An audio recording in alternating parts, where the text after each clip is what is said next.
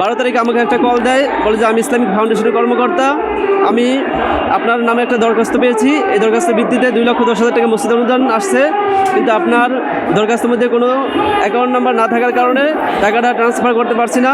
আপনি একটা account number দিলে আমি যেই লোকে ফোন দিছে তাকে আমি দিয়ে দেই।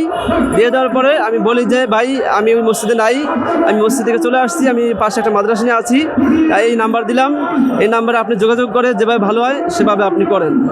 এই নাম্বারটি দেওয়ার 40-50 মিনিট পরেই কামাল মিয়া এসে বলে যে হুজুর আপনি কাকে অ্যাকাউন্ট নাম্বার দিচ্ছেন, আমার তো 8 লক্ষ টাকা নিয়ে গেছে গা।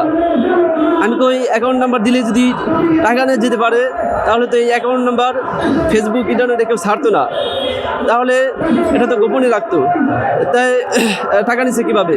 পরে সে আমাকে হামলা করার জন্য চেষ্টা করে, বেঁধে রাখার জন্য চেষ্টা করে। তারপরে তার ছোটো ভাই বলে যে তারা বের করে তাকে মার দে, তাহলে সব কিছু বেরিয়ে যাবে। তারপরে আবার তারা আমার নামে থানায় মিথ্যা অভিযোগ করে। তারপর ওসি সাহেব আমাদেরকে ডাকার পরে সব কিছু শোনার পরে ওসি সাহেব বলে যে এখানে হুজুরেরও দোষ না আর সেলিম মিয়ারও দোষ না, অ্যাকাউন্ট নাম্বার দিলে কখনো টাকা নিতে পারে না, আপনি ওটিপি করে দিচ্ছেন বিদায় আপনার টাকা চলে গেছে, আমরা এখন খোঁজখবর নিতেছি, যাচাই বাছাই করতেছি টাকাটা কীভাবে গেছে, তারপর আমরা একটা ব্যবস্থা নিব। কামাল মিয়া বলে যে না, আমি এখন মামলা করুন। ওসি সাহেব বললেন যে আপনি মামলা করবেন, যে মামলা করার তো একটা জায়গা লাগবে, তারা যে এটার সাথে কোনো যুক্ত ছিল এরকম কোনো প্রমাণ আমরা পাই নাই, আমরা এখন পর্যন্ত এরকম কোনো যুক্ত হওয়ার প্রমাণ পাই নাই, যার কারণে এটা মামলা হবে না। সে বলল যে না, আমি মামলা করুন। তারপরে আমি রাত্রেবেলায় এসে ঘুমানোর পরে তারা 3 জন মুখোশধারী লোক এসে আমাকে বলে যে তুই আমাদের ভাই বোনেদেরকে থানায় নিয়ে অপমান করেছিস, আর এখন আবার 8 লাখ টাকা নিয়েছিস, এখন যদি তুই এই 8 লক্ষ টাকা না দাস তাহলে এলাকায় থাকতে পারবি না, মাদ্রাসা ছেড়ে চলে যাবি, আর যদি এলাকায় থাকোস তাহলে তোকে আমরা হত্যা করে ফেলুম। বিভিন্নভাবে তারা আমার হুমকি দেয় এবং দেশীয় অস্ত্র দেখায়। এখন আমি খুবই নিরাপত্তাহীনতায় ভুগতেছি। আমি যতটুকু বুঝতে পারছি, তারা যখন আমাকে কোনো হেনস্থা করতে পারে নাই, তখন আমাকে এভাবে একটি চক্রান্ত করে হেনস্থা করার চেষ্টা করছে, এবং ইমাম রইসুদ্দিন ভাইকে যেভাবে হত্যা করেছে সন্ত্রাসীরা, সেই কায়দায় আমাকে হত্যা করার জন্য পরিকল্পনা করেছে।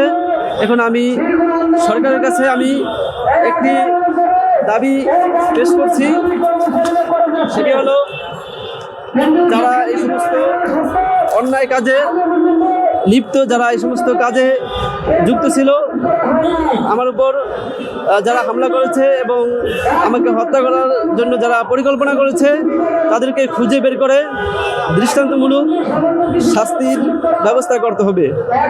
আর আমার আগামী 25 তারিখ অনার্স 3rd ইয়ার পরীক্ষা, এবং আমার মাদ্রাসা আমি নিজেই পরিচালনা করি, কিন্তু এই সমস্যার কারণে আমি মাদ্রাসা পরিচালনা করতে পারি না। এই জন্য সরকারের কাছে আমি দাবি করছি যাতে করে আমি পরীক্ষাটা আমি সুন্দরভাবে দিতে পারি এবং মাদ্রাসা নিরাপত্তার সাথে পরিচালনা করতে পারি, সেই ব্যবস্থা করতে হবে।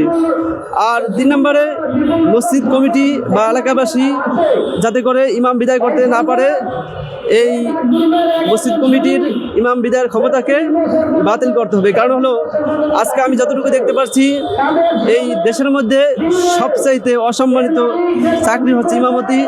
দেখা যায় একটা সুদখোর, ঘুষখোর, চোর, ডাকাত, হত্যাকারী, ধর্ষণকারীর কথায় একটা ইমামকে সাথে সাথে চলে যেতে হয়।